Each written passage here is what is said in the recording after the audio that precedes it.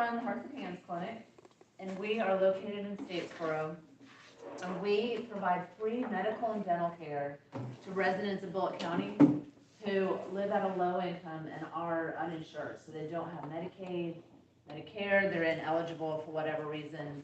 They don't have insurance, they're over the age of 18, and they have a chronic medical condition. So all of our patients have diabetes, high blood pressure, seizure disorders, lupus, lung conditions, something that going without consistent medical care and prescription medication can be life-threatening.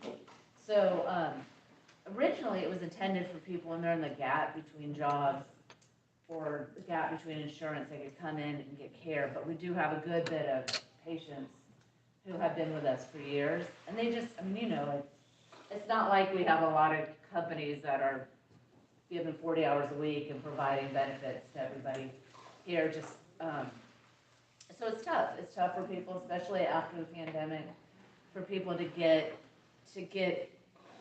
work enough hours and to be able to afford insulin, which might be $1,000 a month. So that's where we come in. They can come to us, and our goal is to help get them stable, in a stable place health-wise for a job search or for, you know, being able to apply for disability. We help them with that to get benefits. So we do a lot for them. We also do provide food. So the food bank does such a good job, but they can't stop and say, yes, we can give you this low sodium or low sugar food. So then we come in for patients who are really food insecure, which is a big issue. I know all of you do so much for the county. So like, you know, a lot of people go without food, or they don't have transportation to get it. So we also will provide food. We help people who might have some illiteracy. We provide rides.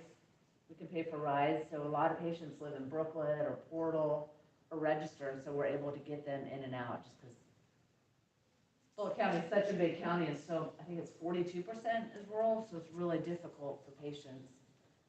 They come in and most of our patients probably used an emergency room for primary care before they came, and then they ended up with $2,000–3,000 in bills that they can't pay back.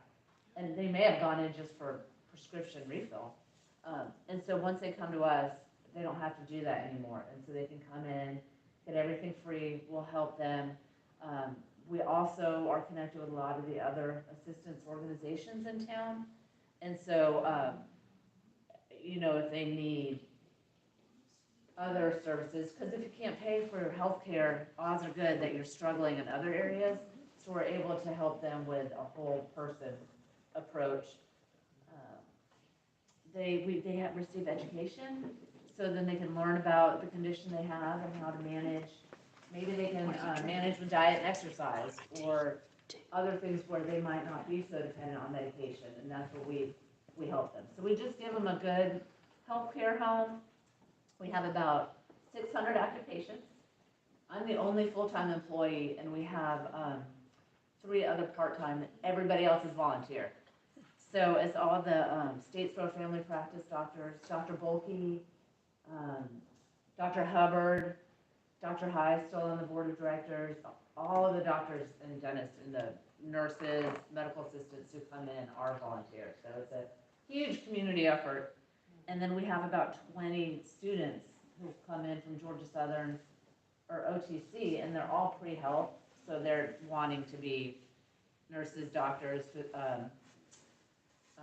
PAs, nurse practitioners, and so they'll come in while they're in undergrad and help see patients. So they might learn dental assisting or medical assisting, triage, things like that while they're here, and then they go on to med school, dental school. Hopefully they'll come back to South Georgia and practice here, which is the goal.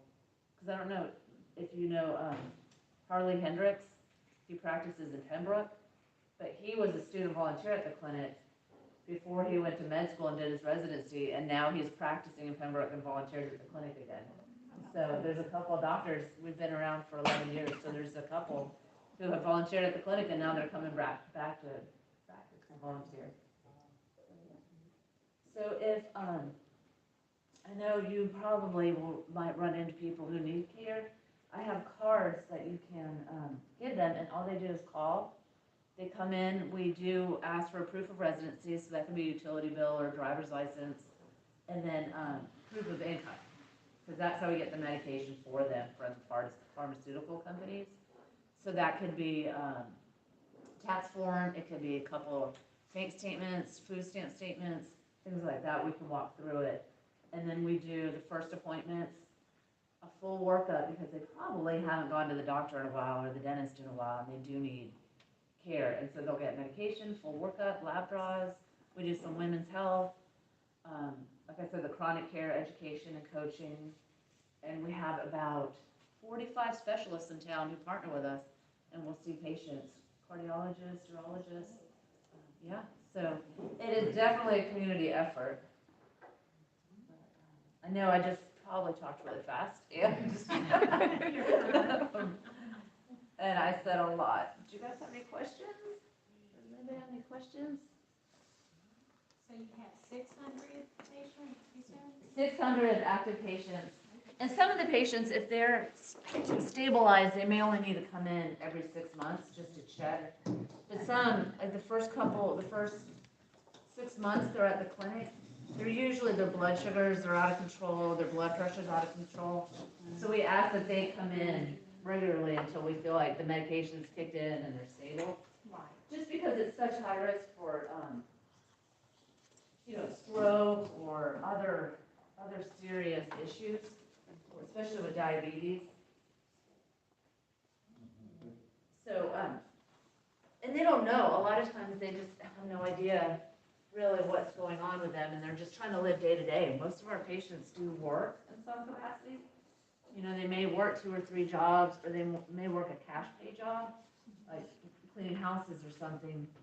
But they might have elderly parents they're taking care of, or kids, or, they're taking care of family members, or they have so much going on that it's tough, and they put themselves last for how many years. And so at least when they come in, we can be supportive and help them get back stable, and hopefully get back ideally in the workforce and living a full life. So that's our goal. And then I'll leave some cards. I'll leave some cards. Okay, sure, thank you. And you can give those to anybody who might be interested. If you have any family members or anything, you can just, when they call, they don't even need to reference me or anything, but you can say, I saw Kara speak in Brooklet, and we'll welcome them in. So sometimes there's a language barrier, like someone speaks Spanish. Yes. Do you have someone to? We do. We have Spanish translator, and then if we need another language, we can find. Right. But we really don't have a lot of Hispanic patients. I would love to have more, because I know there's people out there. Right. So it's completely free. Completely free. There's a couple different medications that they may have to pay $4 for, like if they need to go to a different pharmacy or something. Right. But everything's free. And we provide, we used to ask them to pay for diabetic test strips, like $5 a box. But now, once the pandemic hit, we just started giving them out free because it was so hard on people. Right. Just even $5 is a huge deal. So.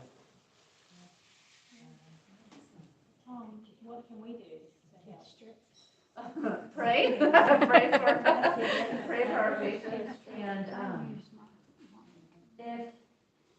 if I brought a wish list over there, and if you ever low sodium, low sugar food, test strips, meters, coffee paper, toilet paper, anything like that really helps, because just grocery shopping has gotten so expensive. So buying paper towels is like getting a second mortgage at this point.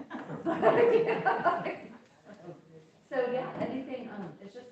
It's really a lot of little things on the wish list, but it's the stuff that adds up: the coffee paper, napkins, and things. So. Oh, yeah.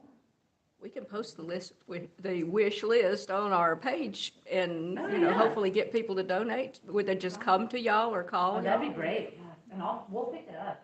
And your church has been so supportive over the years. I'm beyond grateful.